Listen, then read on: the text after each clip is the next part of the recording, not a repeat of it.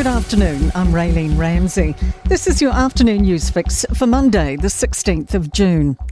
The Workplace Relations Minister is tempering expectations around potential changes to sick leave. This morning, the Prime Minister revealed Brooke Van Velden is looking at altering the current 10-day entitlement for full-time workers. In a statement, Van Velden says she'll reveal more in the coming months, but officials are currently developing prorated sick leave, which was previously agreed to by Cabinet. But she says her office is not looking at reducing sick leave from 10 days to 5. The Foreign Affairs Minister says New Zealand wants diplomacy and de-escalation in the Middle East. Israel and Iran have been engaged in airstrikes for several days. New Zealand's also recently joined other countries in issuing travel bans against Israel's Ministers of Finance and National Security. Winston Peters says the government was surprised by Israel's first strikes, although not completely. There had been talk of that, but not in a way the New Zealand government is remotely involved in or aware of. But our job is to keep our ears open and to be watching circumstances worldwide.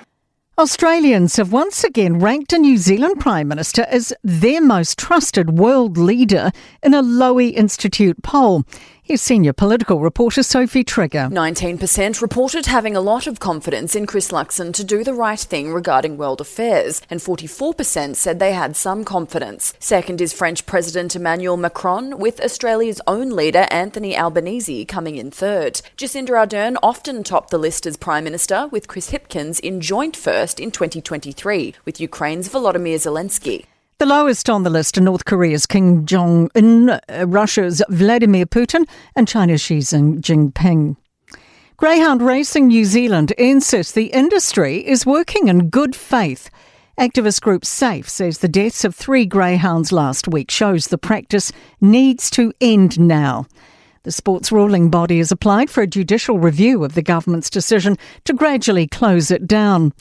Greyhound Racing Chief Executive Edward Rennell calls the deaths unfortunate, but says only 0.4% of every 1,000 greyhounds raced this year have died via euthanasia.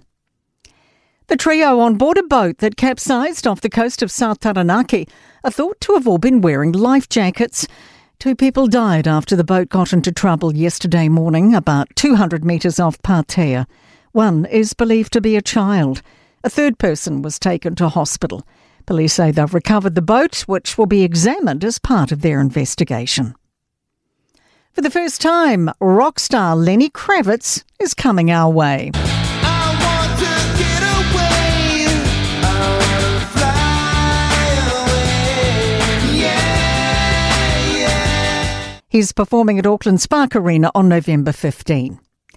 To sport, and Scott Dixon has finished 4th and the best of the New Zealanders at the latest IndyCar race under lights at the St Louis Grand Prix. Marcus Armstrong was 9th, while Scott McLaughlin was forced to retire after being in the podium mix early. Beaten qualifying finalists, the Hurricanes have confirmed 7 players, including first 5 Riley Hohepa, are leaving the franchise.